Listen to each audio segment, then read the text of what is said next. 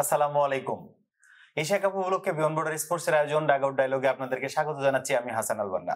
Match অ্যানালাইসিসের জন্য আমাদের সাথে স্টুডিওতে আছেন certified performance analyst Ahmed Rezon Pratik ভাই এবং জুলফিকার আলী অনিক ভাই। আমি শুরুতে অনিক ভাইয়ের কাছে যেতে চাই।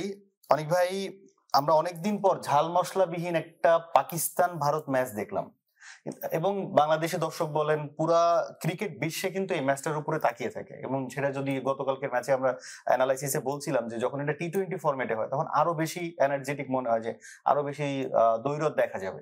একবারে যদি বলি যে কোন ধরনের আক্রমণাত্মক বোলিং লাইন আপ আমরা গতকালকে পাকিস্তানকে দেখিনি, এমনকি ব্যাটিং লাইন আপটাও দেখেছি একদম একবারে জাতা টাইপের।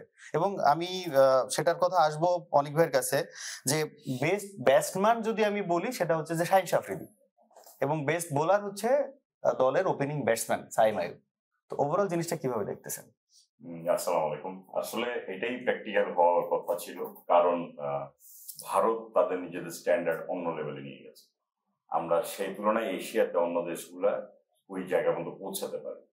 আপনি যদি আমরা যদি পুরো ম্যাচটা দেখি, আপনার কাছে মনে হবে না যে পাকিস্তান এখানে কোনোভাবে অংশগ্রহণ ছাড়া অন্য কোনো জায়গায় ছিল। প্রতিদ্বন্দ্বিতা যদি বলতে চান, সেই ক্ষেত্রে হয়তো পাকিস্তানি ব্যাটসম্যানরা পুরো 120টা বল খেলার চ্যালেঞ্জে ছিল, এবং বলারদের ক্ষেত্রে দেখা গেছে যে ওনারা যত বেশি ম্যাচটাকে একটু লম্বা করতে চেয়েছিল। এর বাইরে কোনো ইম্প্যাক্ট আসলে এখানে খুব একটা দেখা যায়নি।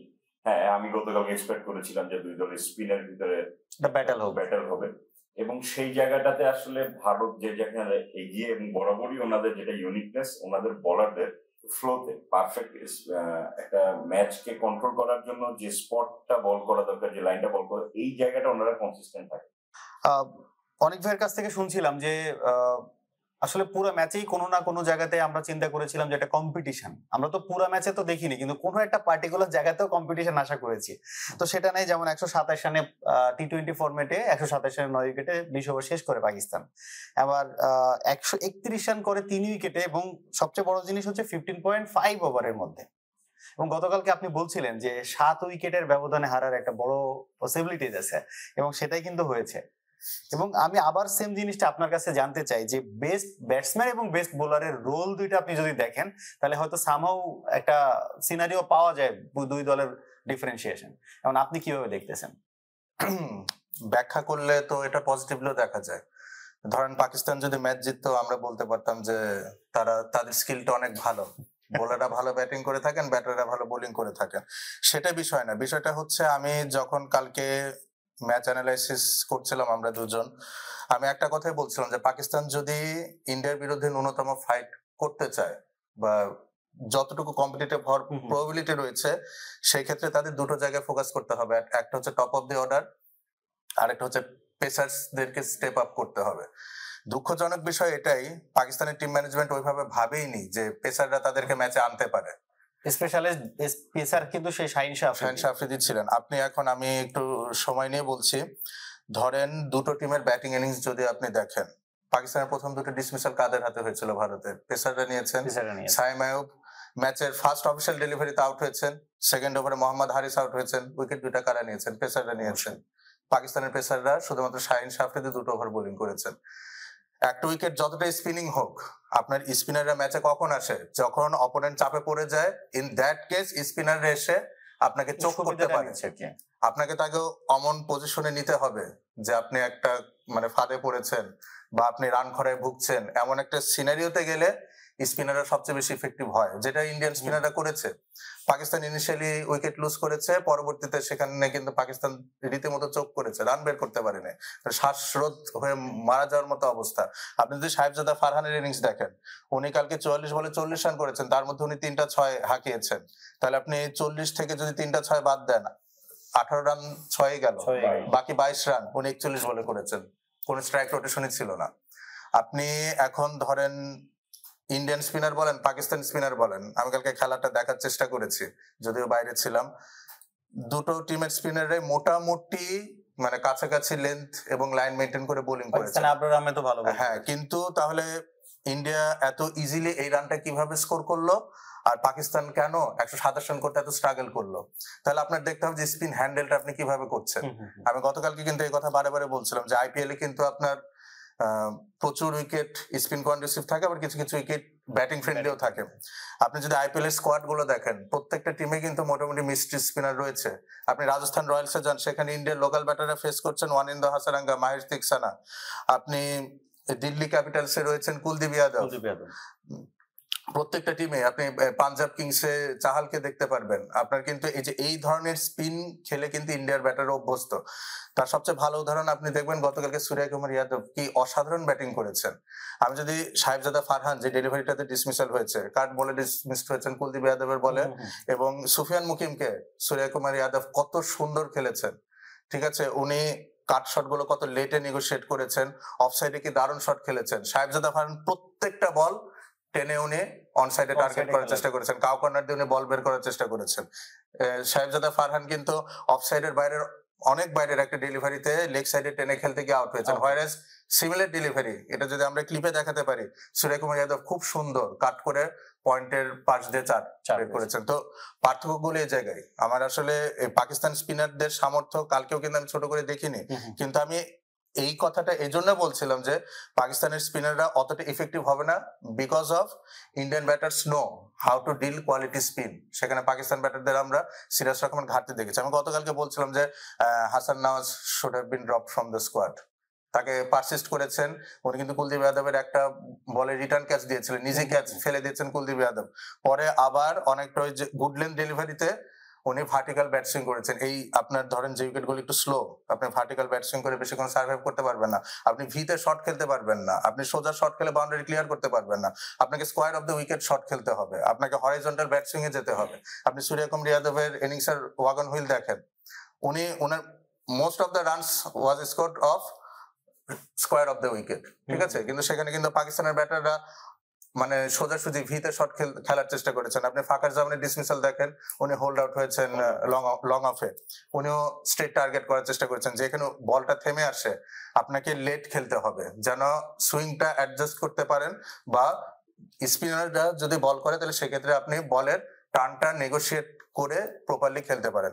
আপনি সাইম আইবের ডিসমিসাল দেখেন, উনি ইনিংসের ফার্স্ট ডেলিভারিতে যখন আউট হয়েছেন, India had proper planning. Hardik Pandya বলটা কোথায় পিচ করেছে দেখেছেন, একদম শর্টিশ লেন্থে লেগ স্ট্যাম্প বা লেগ স্ট্যাম্পের কিছুটা বাইরে বলটা পিচ করে তার ভেতরে ঢুকছিল, উনি আপিস একটা স্ট্রোক খেলতে গিয়ে পয়েন্টে ধরা দিয়েছেন।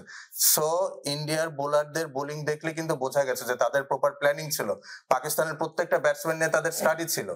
ঠিক আছে, কিন্তু পাকিস্তানের ক্ষেত্রে আমি যে অভিষেক শর্মাকে কিভাবে ডিসমিস করতে হবে শুরুতে, আমি কালকে কিন্তু একটা প্ল্যানিং বলেছিলাম, পাকিস্তান টিম ম্যানেজমেন্ট ওভাবে ভাবেইনি। ঠিক আছে, এখন অভিষেক শর্মার আপনি যদি ইনিংস দেখেন, 13 বলে 31 রান করেছে। আপনি যখন 127 রান ডিফেন্ড করবেন, একজন ওপেনার যদি 13 বলে 31 রান করে দেয়, ম্যাচ থেকে তো আপনি তখনই বের হয়ে গেছেন। অভিষেক শর্মা মানে অফ সাইডে এত মানে দুর্ধর্ষ ব্যাটার আমি রিসেন্ট টাইমে দেখিনি। মানে ওনাকে অফ সাইডে বল দিলেই উনি মানে চার মারেন। ঠিক আছে, সেই ক্ষেত্রে তার একটা উইক জোন আমরা গতকাল আইডেন্টিফাই করেছিলাম আমাদের টিমের পক্ষ থেকে। একটা বলও কিন্তু ওই বরাবর করা হয়নি, বা তাদের কোনো প্ল্যানিং ছিল না। ফাহিম আশরাফ তো স্কোয়াডে ছিলেন, তাহলে ফাহিম আশরাফকে একটা ওভার কেন দেওয়া হয়নি? প্রথম ওভারটা যখন শাহিন শাহ আফ্রিদি বেধড়ক পিটুনি খেলেন, তাহলে ফাহিম আশরাফ তো ওই লেন্থটা চেষ্টা তো করে দেখতে পারতেন। সব দিন এক প্ল্যান কাজ হয় না, বাট আপনি একটা ব্যাটসম্যানের উইক জোন যেটা ইনিশিয়ালি, তো সেখানে বল করার চেষ্টা করবেন।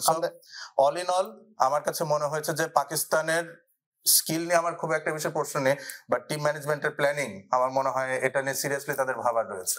অনেক ভাই, গতকালকে আসলে পুরো ম্যাচে কোথাও কি পাকিস্তান ছিল না? গতকালকে আসলে কোনো জায়গায় পাকিস্তান ছিল না, এটা দৃশ্যমান দেখা গেছে। তো ভাই প্রতীক ভাই অনেক ডিটেল গেছেন, আমি আসলে কিছু এডিশনাল জিনিস অ্যাড করতে চাই যেটা আসলে নর্মালি আমাদের সামনে আসে না।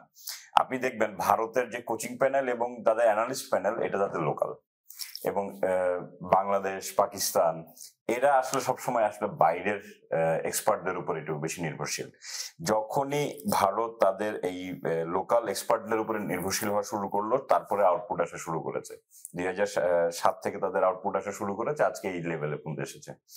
এমন কোন সর্বোচ্চ অ্যাচিভমেন্ট নাই যেটা তারা অ্যাচিভ করেননি। ওয়ানডে ওয়ার্ল্ড কাপ হোক, টি20 হোক, চ্যাম্পিয়ন্স ট্রফি হোক, এখন তারা এমন একটা অবস্থানে পৌঁছে গেছেন যে যেখানে আসলে আমরা তাদের সাথে কম্পিটিশন করাটাই আমাদের জন্য অনেক বেশি মানে গ্লোরিফুল হয়ে গেছে। তো যেটা বলতেছিলেন যে ভারতের ব্যাটসম্যানরা যেভাবে ডোমিনেট করতেছেন, স্পিনারদেরকে নেগোসিয়েশন করতেছেন, সেটা আসলে পাকিস্তানের ব্যাটসম্যানরা করতে পারেননি। কারণটা কি? কারণটা হচ্ছে কেউ কি জানেন না ওদের ব্যাটসম্যান স্পিনারদেরকে এভাবে নেগোসিয়েশন করতে পারবেন, কিন্তু আসলে এটাকে কন্ট্রোল করার জন্য কাউন্টার এটা কি করতে হবে সেই ধরনের প্রস্তুতি ছিল না। পাকিস্তানের মতো একটা দল যারা এতদিন ধরে ক্রিকেট খেলছে, এমনকি গত এপিসোডেও আমরা কথা বলছিলাম যে ওরা আইপিএল এ প্রচুর মানে প্র্যাকটিসের মধ্যেই থাকে, কিংবা এত বেশি ম্যাচ প্র্যাকটিসের কারণে ওরা এই জিনিসগুলোতে অনেক বেশি ইউজ টু। কিন্তু পাকিস্তানও কিন্তু এখন প্রচুর ঘরোয়া লিগ হচ্ছে, তারপরেও ঘরোয়া লিগ থেকে উঠে আসা সাহেবজাদা ফারহান বলেন, সাইম আইব বলেন, কিংবা হাসান নওয়াজ বলেন, তারা কি এখনো এত দূর ইউজ টু হতে পারেনি? না, এখানে ইউজ টু হওয়ার মানে ভারত যেই জায়গাটা তাদেরকে নিয়ে গেছে সেটা হচ্ছে ওনাদের একটা লোকাল একাডেমিতে যে পরিমাণ ইনভেস্ট মানে ম্যানেজমেন্ট ইনভেস্টমেন্ট আছে, লাইক আপনার coaching panel, analyst panel, trainer, biological lab and others, এইগুলা আমাদের ইন্টারন্যাশনাল লেভেলে এখন পর্যন্ত এসে পৌঁছায়নি। সো ওইখান থেকে তারা যেভাবে নার্সিং হয়ে বের হয়ে আসতেছেন, একটা প্লেয়ার যখন ন্যাশনাল টিমে ঢুকতেছেন উনি কমপ্লিট প্যাকেজ হিসেবে ঢুকতেছেন, এবং এই কারণে কিন্তু তাদের নিউ কামাররা খুব ভালো পারফর্ম করতেছেন, এসেই পারফর্ম করতেছে। আপনি দেখবেন ইন্ডিয়ান কোন প্লেয়ার অপরচুনিটি পাইলে তাদের সেটা খুব একটা মিস হয় না।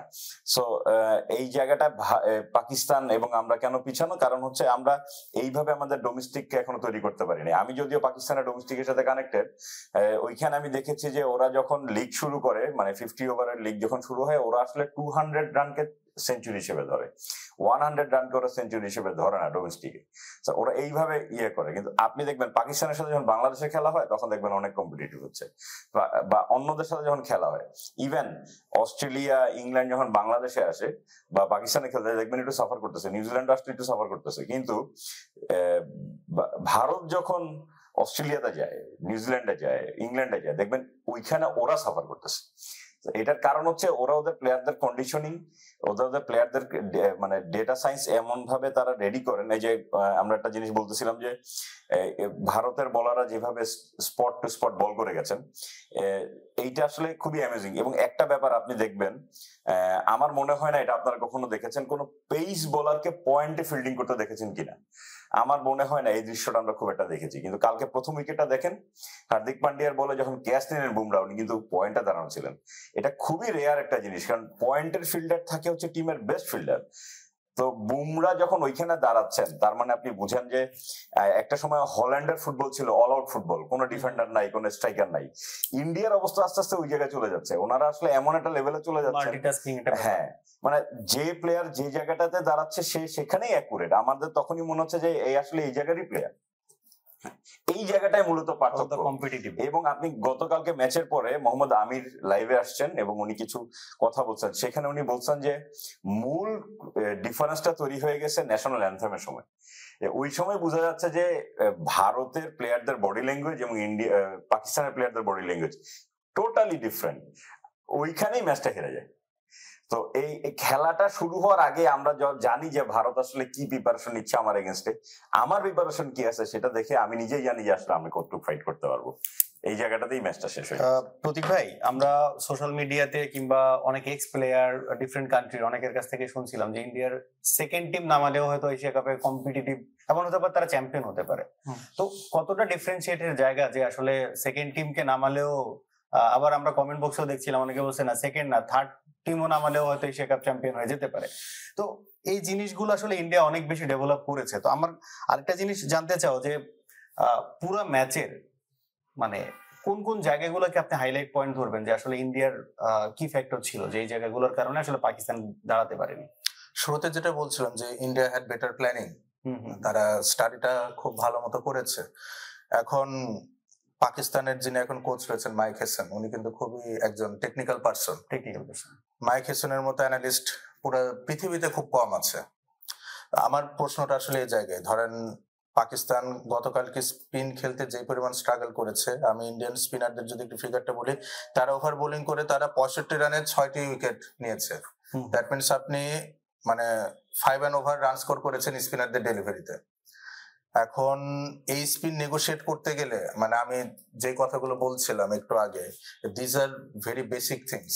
ঠিক আছে, আপনি এই ধরনের উইকেটে মানে স্লোইশ উইকেটে স্কোয়ার অফ দ্য উইকেট খেলবেন, হরিজন্টাল ব্যাট সুইংটা বেশি থাকতে হবে যদি বড় শট খেলতে চান। এগুলো জানতে গেলে আমার মনে হয় না যে আপনার আহামরি খুব বড় সেটআপ দরকার, কিছু দরকার। মানে পাকিস্তান গতকালকে যেমন পারফর্ম করেছে, আপনি যেটা দিয়ে ডিফেন্ড করতে চান ইট ওন্ট বি এনাফ। ঠিক আছে, পাকিস্তান প্লেড রিয়েলি পোর, এবং টিম সিলেকশন নিয়ে আসলে আমার কিছু কথা রয়েছে। হাসান নওয়াজ উনি কিন্তু কোয়েটা গ্ল্যাডিয়েটার্স এর হয়ে লাস্ট পিএসএল খেলেছেন, উনি কিন্তু মোটামুটি top of the order batting করেছেন। নিউজিল্যান্ডের সাথে ওনার যে সেঞ্চুরি রয়েছে নিউজিল্যান্ডের মাঠে, যদি ওটা 2 উইকেট ছিল সেটা ছিল অ্যাজ এন ওপেনার। তো এরকম একজন ব্যাটারকে আপনি মিড ওভার্সে ট্রু স্পিনিং উইকেটে কেন খেলাচ্ছেন? এটা তার সাথে কিন্তু ইনজাস্টিস করা। তার ব্যাটিং এর ধরনটাই তো এমন না। ঠিক আছে, সালমান আলী আগার আসলে টি-20 সামর্থ্য নিয়েও আমার প্রশ্ন জাগছে। মানে আপনার তো আসলে প্রপার একটা টিম দিতে হবে, দেন আপনি চিন্তা করবেন যে তারা কম্পিটিটিভ হবে কিনা। তারপরে যদি কাজ না করে, ওয়ার্কআউট না করে, সেই ক্ষেত্রে হয়তো আপনি ভাবতে পারেন। অ্যাড করা সেটা হচ্ছে যে আমরা রিজওয়ান কিংবা বাবরের পারফরম্যান্স এবং ওদের অ্যাপ্রোচ কিংবা টি-20 এর সাথে কোপ আপ করে না বলেই কিন্তু ওদেরকে দুইজনকে দেয়। তো আমার ওইখানেই করছেন যে সালমান আলী আগা কি আসলে তাদের থেকে বেটার স্ট্রাইক রেট রোটেট করে খেলতে পারে কিনা। এখন এখানে বিষয় রয়েছে, বাবার আর রিজওয়ান যে পজিশনে ব্যাট করেন, সালমান আলী আগা তো সেখানে ব্যাট করেন না। সো এটা আসলে তুলনা করাটা মুশকিল। রিজওয়ানের যে ইস্যুটা, সেখানে সাহেবজাদা ফারহান এসেছেন, উনি খুব একটা খারাপ করছেন না। আর পাকিস্তান একটু অ্যাটাকিং ক্রিকেট খেলার মন মানসিকতা নিয়ে কিন্তু বাবার আজম আর মোহাম্মদ রিজওয়ানকে তারা ড্রপ করেছেন। আমার কিন্তু টপ 3 নিয়ে কিন্তু প্রবলেম নেই। আমি কিন্তু গতকালকে বলেছিলাম টপ 3 হচ্ছে এই টুর্নামেন্টে ওয়ান অফ দ্য বেস্ট পাকিস্তানের। কনসার্নের জায়গাটা হচ্ছে মিড ওভার্স। ঠিক আছে, হুসেন তালাত একজন খুবই quality allrounder, medium pace bowl করে থাকেন, বাম হাতে ব্যাট করে থাকেন। হুসেন তালাতকে কিন্তু আমার মনে হয় না প্রপারলি সুযোগ দেওয়া হচ্ছে। বাংলাদেশের সাথে যে টি-20 সিরিজটা ছিল, সেখানে আপনি হুসেন তালাতকে নাম্বার 6 বা নাম্বার 7 এ ব্যাট করেছেন, হোয়ারাস পিএসএল এ পেশওয়ার জালমি উনি কিন্তু আরেকটু উপরে ব্যাটিং করে থাকেন। তো আমার মনে হয় কি যে মিডল অর্ডার ওস্টটা এটা অনেকটা বাংলাদেশ আর পাকিস্তানের ক্ষেত্রে সিমিলার হচ্ছে। আমার মনে হয় পাকিস্তানের মিডল অর্ডারের অবস্থা বাংলাদেশের চেয়েও খারাপ। আমাদের অ্যাটলিস্ট জাকের আলী, অনেক শায়ম হোসেন পাটোয়ারি রয়েছেন যারা ইনিংসটা হোল্ড করতে পারেন, স্ট্রাইক রোড করতে পারেন। বেটার ক্রিকেট খেলছে Bangladesh middle overs apart from Towhid Hridoy. কিন্তু আপনি পাকিস্তানে আসেন, আপনি সালমান আলী আগার কথা বলেন, আপনি হাসান নওয়াজের কথা বলেন, ইভেন মোহাম্মদ নওয়াজের কথাও যদি বলি, ঠিক আছে, যে যখন উইকেট একটু দ্রুত পড়ে যাচ্ছে, যখন আপনাকে আরেকটু আগে ব্যাট করতে হচ্ছে, বল বেশি বাকি থাকছে, সেক্ষেত্রে আমরা মোহাম্মদ নওয়াজকেও স্ট্রাগল করতে দেখেছি। আপনি মোহাম্মদ নওয়াজের গতকালকে ডিসমিসাল দেখেন, প্রথম ডেলিভারি উনি কুলদীপ যাদব রেডি করতে পারেননি। তা এটা তো খুবই বেসিক ধরেন ক্রিকেট, যে আপনি যদি ডান হাতি ব্যাটার হন, আপনি যখন লেগ স্পিন ফেস করবেন, আপনি যদি রিড করতে না পারেন, আপনি ধরে নেন যে ওটা গুগলি, তাহলে অন্তত আপনি এলবিডব্লিউ বা বলতে হবে না। বল যদি কনভেনশনাল লেগ স্পিন হয়, বাইরে দিয়ে চলে গেল, ডট বল হলো। মোহাম্মদ নওয়াজ তো কালকে একই রকম ভুলটা করেছেন। কুলদীপ যাদবের প্রথম ডেলিভারিটি ইনকামিং ছিল, উনি যদি রিড করতেই না পারেন, উনি ওটা অ্যাজিউম করে খেলতে পারতেন যে প্রথম বলটা ভেতরে আসছে, আমি ওভাবে খেলি। সো পাকিস্তানের মিডল অর্ডারটা আমার কাছে খুবই দুর্বল মনে হচ্ছে, এবং এই টুর্নামেন্টে যদি one of the weakest middle orders বলা হয়, সেটা পাকিস্তানের ক্ষেত্রেও বলা হবে। এবং ওমানের বিরুদ্ধে কিন্তু তারা আসলে চরম লেভেলে স্ট্রাগল করেছে। আমির কালিমের কথা বলি, শাকিল আহমেদের কথা বলি, এরকম পার্ট টাইমার বোলার যারা নন প্রফেশনাল টিমের, তাদের বলে পর্যন্ত তারা স্ট্রাইক রোটেট করতে পারেনি। তো আপনি ইন্ডিয়ার বিরুদ্ধে এর চেয়ে বেটার আর কি আশা করবেন? আপনি যখন ওমানের সাথে স্ট্রাইক রোটেট করতে পারবেন না, তো সেটাও কি পাকিস্তানের ইনফ্রাস্ট্রাকচারের দোষ? আমার মনে হয় না। ঠিক আছে, so it's completely their disability to rotate strike. এখানে আসলে মানে এর চেয়ে বেশি কিছু আমার পক্ষ থেকে বলার নেই। আপনি এখন বলতে পারেন যে পাকিস্তানের বি টিম বা পাকিস্তানের এ টিম এশিয়া কাপ জয় করার সামর্থ্য রাখে না, কেন রাখে না? সেই ক্ষেত্রে আপনি এই লজিক গুলো দিতে পারেন। বাট যখন ন্যাশনাল টিম, পাকিস্তান অনেক বড় একটা দেশ, অনেক জনসংখ্যার দেশ, পাকিস্তানের প্রদেশ রয়েছে 4-5টা, আমাদের এক বাংলাদেশের সমান তাদের প্রদেশ রয়েছে ধরেন 4-5টা। ঠিক আছে, তো সেখান থেকে প্লেয়ার উঠে আসেও কিন্তু, ঠিক আছে। সো মানে এতটাও কিন্তু পার্থক্য হওয়া উচিত না। সো আমার মনে হচ্ছে যে এটা আসলে প্লেয়ারদের ক্যাপাবিলিটিতেই বেসিক ডিফারেন্স। আমি এখানে একটা অ্যাড করতে চাই। আমার কাছে গতকালকে আমরা বারবারই যে 11টা নিয়ে কথা বলছিলাম, আমার কাছে ফার্স্ট পয়েন্ট যেটা মনে হয়েছে প্রতীক ভাই, যে 11 সিলেকশনের সবচেয়ে বড় প্রবলেমটা ওখান থেকেই শুরু। এবং 11 সিলেকশনের কারণে কিন্তু মানে ম্যাচের শুরু থেকে পাকিস্তান ছিল না।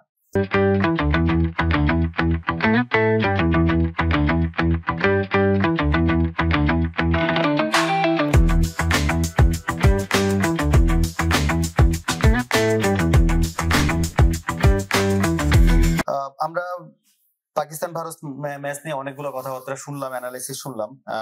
আমরা একটা জিনিসে বাংলাদেশ এবং পাকিস্তানের কিছু জিনিস কানেক্টিভিটি পাই, যে ওপেনিং পেয়ার যদি কখনো কলাপস করে, দুই দেশে একটা জিনিস আমরা দেখে থাকি যে স্ট্রাইক রোটেট করতে প্রবলেম কিংবা খুব শিকি একটা ভাবে খেলা শুরু করা। তো যাই হোক, আমরা আজকের ম্যাচ নিয়ে একটু কথা বলতে চাই। আজকে দুইটা ম্যাচ, প্রথম ম্যাচে মুখোমুখি হচ্ছে ওমান এবং ইউএই, দ্বিতীয় ম্যাচে শ্রীলঙ্কা এবং হংকং চায়না। তো আমরা যদি পুরো দর্শকের পয়েন্ট অফ ভিউ থেকে দেখি, দুইটা ম্যাচের সাথে আসলে বাংলাদেশের দর্শকদের কানেক্টিভিটি অতটা বেশি ছিল না, কিন্তু তারপরেও বাংলাদেশের দর্শকরা এই দুইটা ম্যাচ দেখবে একটা রিজনে, সেটা হচ্ছে শ্রীলঙ্কা ম্যাচে, শ্রীলঙ্কা হংকং ম্যাচের দিকে বাংলাদেশ তাকিয়ে আছে যে কতটা কম ব্যবধানে শ্রীলঙ্কা হংকংকে হারায়, সেটার উপরে ডিপেন্ড করছে বাংলাদেশের যেটুকু অল্প একটু যে চান্স আছে সেটা নিয়ে। এবং আরেকটা ম্যাচ যেটা ওমান এবং ইউএই, এটার উপরে ডিপেন্ড করছে হচ্ছে পাকিস্তানের পরের পর্বে যাওয়া না যাওয়া। এই দুইটা কারণে আসলে বাংলাদেশের দর্শক কিংবা ক্রিকেট আমাদের একটা আকর্ষণ আছে এই দুইটা ম্যাচে। তো আমি প্রথমে একটু প্রতীক ভাইয়ের কাছে জানতে চাই, ম্যাচ দুইটা নিয়ে আপনার অবজারভেশন কি? পাকিস্তান চাইবে যে হারুক আজকে, তাহলে তাদের জন্য লাস্ট ম্যাচটা অনেক ইজি হয়ে যাবে সমীকরণটা যদি বলি পরের রাউন্ডে যাওয়ার জন্য। কারণ আমরা যদি এখন পয়েন্ট টেবিলে দেখি, ইন্ডিয়া রয়েছে সবার উপরে, তারপরে পাকিস্তান, তারপরে ওমান, তারপরে ইউএই রান রেটটা বেশ খারাপ, কারণ প্রথম ম্যাচে তারা ভারতের সাথে অনেক বড় ব্যবধানে হেরেছে, -10 পয়েন্ট সামথিং এখন ইউএই রান রেট। তা আজকে যদি কোনো কারণে ইউএই ম্যাচটা জিতে যায়, সেক্ষেত্রে ইউএই এবং পাকিস্তানের পয়েন্ট হবে সমান সমান, 2 পয়েন্ট হবে, এবং লাস্টে পাকিস্তান এবং ইউএই মুখোমুখি হবে। সেই ক্ষেত্রে আসলে যারা জিতবে তারাই পরের রাউন্ডে প্রসিড করবে। তো এটা আসলে পাকিস্তানের জন্য একটা চিন্তার বিষয় হতে পারে কিছুটা। আমার মনে হয় না খুব বেশি সমস্যা হবে ইউএই আজকে জিতলো, বাট লাস্ট ম্যাচটা সিগনিফিকেন্ট হয়ে যাবে যদি আজকে এই ম্যাচ জিতে। অপরপক্ষে আজকে যদি ওমান ম্যাচ জিতে, ওমানের লাস্ট ম্যাচ পড়বে ভারতের সাথে, সেখানে তো হয়তো ওমান চান্সেস কম, ফিরে ইউএই জেতার চান্সেসটা বেশি। হ্যাঁ, আমি যদি বলছি যে যদি ওমান জিতেও, আর সেক্ষেত্রে ইউএই পয়েন্ট হবে 0। পাকিস্তানের সাথে যদি ইউএই জিতেও, তাদের রান রেটটা এত খারাপ, ইউএই পরের রাউন্ডে প্রসিড করতে পারবে না। সো আজকে যদি ওমান জিতে যায়, এই গ্রুপের মানে ফয়সালা মোটামুটি হয়ে যাবে যে ইন্ডিয়া পাকিস্তান ডিরেক্টলি পরের রাউন্ডে যাচ্ছে। আমরা বাংলাদেশের গ্রুপে যদি আসি, মানে আমাদের আসলে খুব করে চাইবো, বিশেষ করে আমি, যেন হংকং চায়নাকে ব্যাটিং না করে, ঠিক আছে? কারণ হংকং চায়নার যে ব্যাটিং এর অবস্থা দেখছি, এবং শ্রীলঙ্কাতে যে পরিমাণ মানে বোলিং এর ভ্যারিয়েশন রয়েছে, তাতে 40 বা 50 রানে হংকং অল আউট হয়ে গেলে অবাক হওয়ার কিছু থাকবে না। সেক্ষেত্রে এই রান শ্রীলঙ্কা হয়তো 4 থেকে 5 ওভারে নিয়ে নিলে রান রেটের একটা বিশাল মানে গ্যাপ হয়ে যেতে পারে। মানে তখন হবেটা কি, যে আমাদের হাতের কিছুই থাকবে না, 5% চান্সেসটাও চলে যাবে। দোয়া করতে হবে যে আফগানিস্তান শ্রীলঙ্কার সাথে হারুক, আর হচ্ছে আমরা আফগানিস্তানের সাথে জিতবো, এটা তো করতেই হবে আমাদেরকে। কিন্তু যদি হংকং চায়না আজকে বড় ব্যবধানে হেরে যায়, শ্রীলঙ্কার রান রেট অনেক উপরে চলে যাবে, ধরাছোঁয়ার বাইরে চলে যাবে। দ্যাট মিনস শ্রীলঙ্কা কি এনশিওর করে ফেলবে যে তারা পরের রাউন্ডে যাচ্ছে। আর আফগানিস্তান শ্রীলঙ্কার ম্যাচে যদি কোনোভাবে আফগানিস্তান জিতে যায়, তাহলে এই যে রান রেটের হ্যামারিংটা অলরেডি হয়ে আছে আমাদের, সেটা কিন্তু রিকভার করার রিয়েল কোনো অপশনই থাকবে না। অনেক ভাইয়ের কাছে জানতে চাওয়া যে দুই দলের একটা করে ম্যাচ আমরা দেখেছি, সেক্ষেত্রে ওমান এবং ইউএই এর কথা যদি বলি, দুই দলই দুইটা ম্যাচ হেরেছে তাদের প্রথম দুইটা ম্যাচে। সেক্ষেত্রে আপনার কাছে কি মনে হয় এই ম্যাচ নিয়ে? আসলে ইউএই এন্ড ওমান ম্যাচের আমি আসলে এক্সপেক্ট করতেছি ইউএই এর ব্যাটিং ইউনিটের পারফরমেন্সের সাথে ওমানের বোলিং ইউনিটের আসলে একটা ফাইটের। এইখানে ইউএই এর আসলে ব্যাটিং ইউনিট 8 পর্যন্ত ডেপথ, এন্ড ওমানের বোলিং এর আসলে কিছু ভেরিয়েশন আছে। অন দ্য আদার হ্যান্ড দুইটা টিমই হাইয়েস্ট স্কোর চেস করেছে, তবে সেই ক্ষেত্রে ইউএই কে আমি আগে রাখবো, কারণ তারা 205 রান চেস করেছেন বাংলাদেশের এগেইনস্টে এই বছরে। তো সেই জায়গা থেকেও ইউএই আসলে আগে থাকবে। তবে ওমান 220 রান একটা হাই স্কোরিং ম্যাচ আছে বাহরাইনের বিরুদ্ধে। তো আপনার খেলাটা নির্ভর করবে যে টস জিতে কে ব্যাটিং এ আছেন।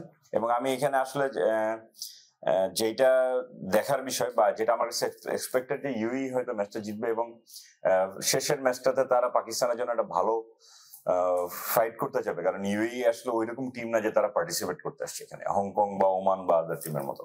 ইনফ্যাক্ট আমার কাছে তাদের বডি ল্যাঙ্গুয়েজ এবং আদার্স বাংলাদেশের থেকেও সামটাইম বেটার লাগে, যে তারা তাদের রিসোর্সকে প্রপার ইউটিলাইজ করতে পারে।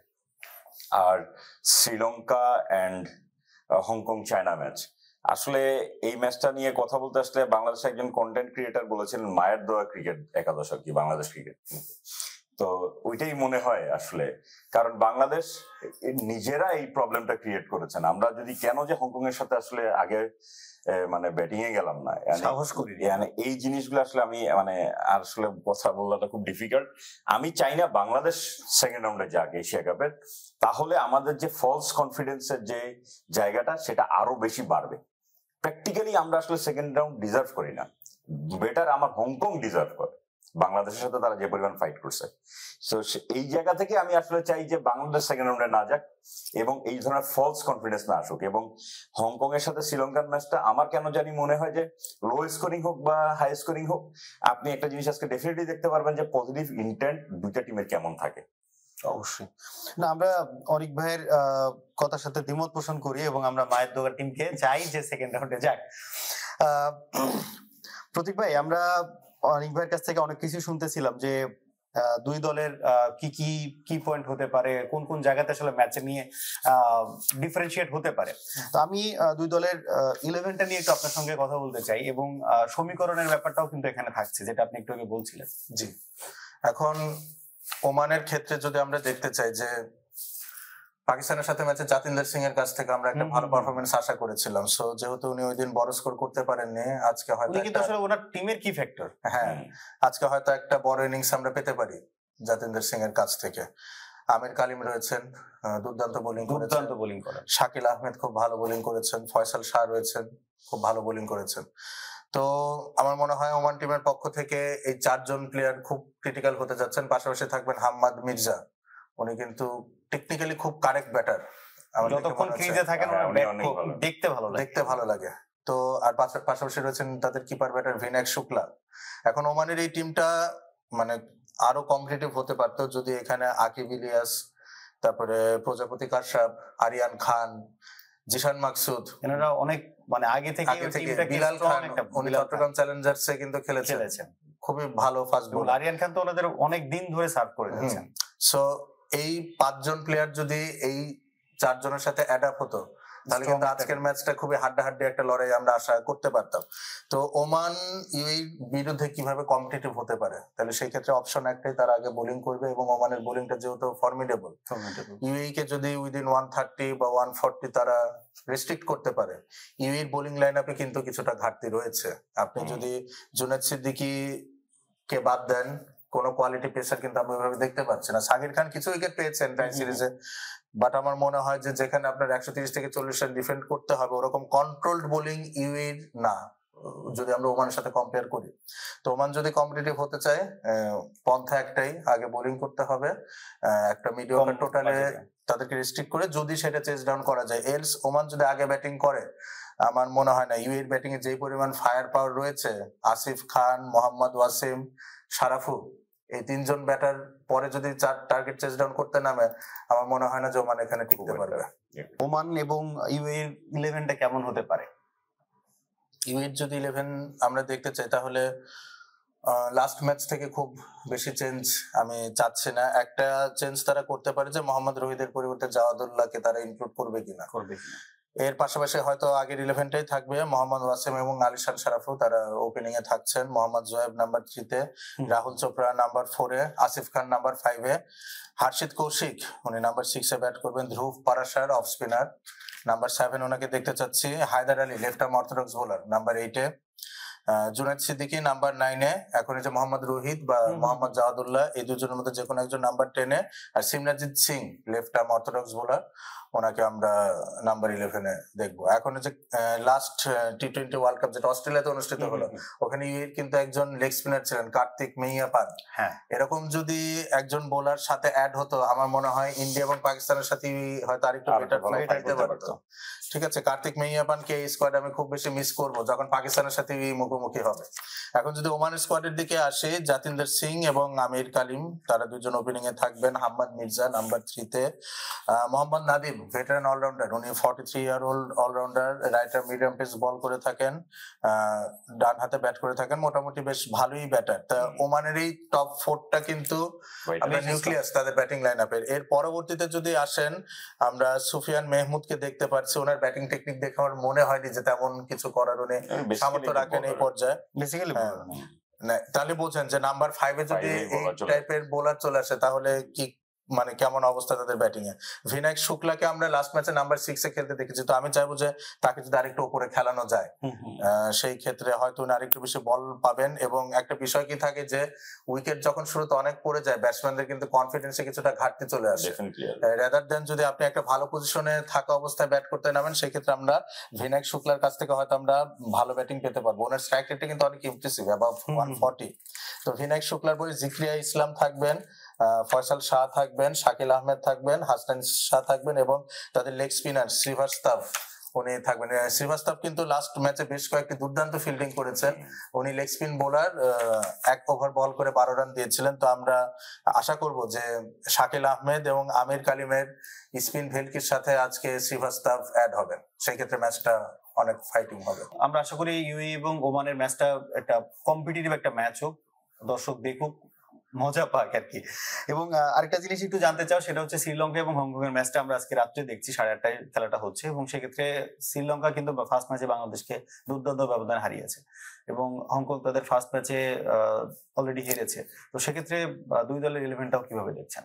বাংলাদেশের সাথে হেরেছে দ্বিতীয় ম্যাচে, অনেক কষ্ট করে হারিয়েছে আমরা। আচ্ছা, এখন আমি খুব করে চাইবো হংকং আগে ব্যাটিং না করুক, ঠিক আছে? সেই ক্ষেত্রে হয়তো পরাজয়ের মার্জিনটা একটু ছোট হবে। শ্রীলঙ্কার ক্ষেত্রে আমার মনে হয় তারা লাস্ট ম্যাচে যে বোলিং লাইন আপটা ছিল ওটার সাথে পারসিস্ট করতে পারে, কজ পাথিরানা এবং থুষারার মতো মানে যারা বোলিং করে থাকেন এরকম বোলার হংকং চায়না হয়তো সহসা ফেস করে থাকেন না। সেই ক্ষেত্রে এই 4-4-8 ওভার কিন্তু ক্রুশিয়াল হতে পারে। হংকং হয়তো প্রথম আজকে 12 থেকে 14 ওভারের মধ্যে গুটিয়ে যেতে পারে, আমার এরকম একটা আশঙ্কা হচ্ছে। সেই ক্ষেত্রে শ্রীলঙ্কান টিমটা হয়তো আনচেঞ্জডই থাকবে। পাথিরানা কিন্তু বাংলাদেশের সাথে খরুচে ছিলেন, বেশ খরুচে ছিলেন, কিন্তু আমার মনে হয় না যে হংকং চায়না ওই মানে ইফেক্টটা রাখতে পারে। ধরেন বাংলাদেশের সাথে উনি ডেথ ওভার্সে যখন বোলিং করেছেন তখন শায়ম হোসেন পাটোয়ারি এবং জাকির আলী অনেক ওয়েল সেট, কিন্তু আমার মনে হয় না যে হংকং চায়না এমন কোন পজিশনে থাকবে যে তারা পাথিরানাকে চার্জ করার মতো একটা অবস্থায় থাকবে ম্যাচে। তো সেই ক্ষেত্রে হয়তো শ্রীলঙ্কান টিম লাইন আপটা একই থাকবে। আপনি কুশাল মেন্ডিস এবং পাথুম নিসানকাকে ওপেনিং এ দেখবেন। অনেক ভাইয়ের সাথে একটু অ্যাড করি মাঝখানে, যে অনেক ভাই ফার্স্ট ম্যাচে বলছিলেন যে বাংলাদেশ হংকং এর সাথে যখন খেলাটা হলো একটু রেস্ট দিয়ে, কারণ দেখতে পারতো বেঞ্চে কি অবস্থা, তাহলে এশিয়া কাপটা হয়তো আরো অন্যভাবে ট্রাই করা যেতে পারতো। তো ওই জায়গাটাই যদি আপনার কাছে জানতে চাওয়া হয় যে হংকং কিন্তু ফার্স্ট ম্যাচে তাদের এই লাইন আপে একটা ভালো জয় পেয়েছে, তো মাঝখানে কি হংকং এর সাথে তারা কি একটু ট্রায়াল করবে নাকি তাদের যেটা আছে এটা দিয়েই, কারণ এর পরের ম্যাচটা কিন্তু তাদের একটা মানে কম্পিটিটিভ একটা ম্যাচ। দেখেন, যদি ওরকম সিরিয়াস ইস্যু না থাকে ওয়ার্কলোড ম্যানেজমেন্টে, আমার মনে হয় না শ্রীলঙ্কা আজকে কোনো সুযোগ নিবে। কারণ আজকে যদি আপনি বড় ব্যবধানে জিতে যেতে পারেন, ইটস ডান। পরের ম্যাচ যদি আপনি আফগানিস্তানের সাথে হারেনও, আপনি পরের রাউন্ডে প্রসিড করবেন। তো আমার মনে হয় না যে শ্রীলঙ্কা আজকে এত বড় সুযোগ নিবে, এবং আমার মনেও হয় না যে হংকং চায়নার সাথে ম্যাচে তুষারা এবং পাতিরানা দুজন স্কোয়াডে থাকলে তাদের 4-4-8 ওভার বোলিং করার প্রয়োজনীয়তা আসবে। আমার মনে হয় 2-2-4 ওভার বা 3-3 ওভার বল করলে হয়তো 12-13 ওভারে গুটিয়ে যাবে অনেকটা, আমার মনে হচ্ছে। কারণ হংকং চায়নার আমরা যা মানে ব্যাটিং এর অবস্থা দেখেছি বিগত দুটো ম্যাচে, আর এই শ্রীলঙ্কান বোলিং লাইনআপটা কিন্তু খুবই আনঅর্থোডক্স। আপনি হাসানাঙ্গা দেখেন, উনি এক ধরনের বোলার, দুষ্মান্তা চামিরা উনি আরেক রকমের বোলার, তুষারা এবং পাতিরানাকে দেখেন উনি এক টাইপের, Kamindu Mendis ambidextrous bowler, Asalanka off spinner. তাহলে আমরা শ্রীলঙ্কা লাইন আপটা কেমন দেখতে পাচ্ছি? আমরা নিসাঙ্কা এবং কুশল মেন্ডিসকে ওপেন করবেন। কামিল মিশরা নাম্বার 3 তে, দেন কুশল পেরেরা নাম্বার 4 এ আসছেন, ক্যাপ্টেন চারিত আসালাঙ্কা উনি নাম্বার 5 এ, দাসুল সানাকা নাম্বার 6 এ, কামিন্দো মেন্ডিস নাম্বার 7 এ, ওয়ানিন্দো হাসারাঙ্গা নাম্বার 8 এ। ব্যাটিং লাইনআপটা কতটা লম্বা। এর পরবর্তীতে 3 জন পেসার, চামিরা, তুষারা আর পাতিরানা। এটা মোটামুটি হতে চলেছে শ্রীলঙ্কান স্কোয়াড। তাহলে হংকং এর লাইনআপটা আপনি কিভাবে দেখছেন? মার্টিন কোয়েটজাকে আমি ওপেনিং এ দেখতে চাচ্ছি। তাহলে সেখানে মার্টিন কোয়েটজা এবং জিসান উইকেট কিপার ব্যাটার তারা ওপেন করবেন। আনসুমান রাতকে আমি একটু নিচে দেখতে চাচ্ছি, কারণ উনি তো প্রথম দুটো ম্যাচ খেলেছেন টপ অফ দি অর্ডার, ওভাবে ক্লিক করতে পারেননি। আমার মনে হচ্ছে বলের যখন কিছুটা সুইং এবং সি মুভমেন্ট থাকে সেক্ষেত্রে উনি কিছুটা স্ট্রাগল করছেন। আমরা ইন্টারন্যাশনাল লেভেলে কিন্তু দেখে থাকি যে একজন ব্যাটার যখন নতুন বলে স্ট্রাগল করে তখন তাকে একটু পুরনো বলে খেলতে দেওয়া, যাতে কিছুটা রানে ফেরত আসেন। কারণ এই হংকং এর যদি আপনি ব্যাটিং লাইন আপটা দেখেন বা তাদের ব্যাটিং লাইন আপের নিউক্লিয়াসটা যদি আমরা দেখি, এটা রিভলভ করে হচ্ছে বাবার হায়াত, নিজাকাত খান এবং আনসুমান রাত, এই 3 জনকে কেন্দ্র করে। তো 3 জন তাদের মূল ব্যাটার, তিনজন যদি একটু বলের শাইনটা চলে যাওয়ার পরে, মুভমেন্ট একটু কমে যাওয়ার পরে ব্যাট করে, আমার মনে হয় সেই ক্ষেত্রে তারা তাদের বেস্ট আউটপুটটা পেতে পারেন। কারণ আমরা তো একসময় দেখেছি নিজাকাত খান এবং আনসুমান রাত দুজন ওপেনও করেছে। ইন্ডিয়ার সাথে এশিয়া কাপে দুবাইতে যে ম্যাচটা হলো সেখানে 174 রানের ওপেনিং পার্টনারশিপও ছিল এই দুইজন, কিন্তু সেই সময়টা হয়তো নেই, তাদেরও অনেক বয়স হয়েছে, আমরা রিফ্লেক্সও কিছুটা কমেছে, সেজন্য নতুন বলের বিরুদ্ধে তাদেরকে আমরা আগের মতো সফল দেখতে পাচ্ছি না। তো কোয়েটসা এবং জিশান যদি ওপেনিং এ ব্যাট করে তাহলে মিডল অর্ডারটা মোটামুটি আমার কাছে একটু ফর্মিডেবল মনে হচ্ছে। বাবার হায়াত থাকবেন, নিজাকাত খান থাকবেন, আনসুমান রাত থাকবেন, এর পাশাপাশি এহসান খান অফ স্পিনিং অলরাউন্ডার, উনি বেশ ভালো ব্যাট করে থাকেন। আইজাজ আহমেদ রয়েছেন, উনি ভালো ব্যাটার। তো ব্যাটিং লাইন আপটা আমার মনে হয় হংকং চায়না এভাবে সাজাতে পারে। বোলিং এর ক্ষেত্রে এখন তারা তাদের স্কোয়াডে গাজানফার নামে একজন লেগ স্পিনার রয়েছেন, ওনাকে চাইলে তারা ইনকর্পোরেট করতে পারেন। কিন্তু এর পাশাপাশি আমরা যদি শুক্লার কথা বলি, উনি বাংলাদেশের সাথে কিন্তু বেশ ভালো বোলিং করেছেন। তো বোলিং লাইন আপে যদি তারা কোন রকম চেঞ্জ আনতে চায় আমার মনে হয় যে তারা গাজানফারকে আনতে পারে। আর ব্যাটিং এ আমার অবশ্যই মনে হচ্ছে আনসুমান রাত, নিজাকাত খান এবং বাবার হায়াত তারা মিডল ওভার্সে ব্যাট করবে, এবং মার্টিন কোয়েটসা উনি মোটামুটি নতুন বলে খেলে অভ্যস্ত, তো উনি আর জিশান আলী ওনারা নতুন বলটা সামলাবেন। ধন্যবাদ। একবারে শেষ পর্যায়ে জানতে চাও প্রেডিকশন কেমন ওমান এবং ইউএইর ম্যাচে? অনেক ভাই ওমান এবং ইউএইর ম্যাচে ইউএই কে আগে রাখবো, এবং এক্সপেক্টেড যে যারা টস জিতবেন তারা আসলে আগে বোলিং করবেন, এবং পরের চেসটা খুব এক্সাইটিং।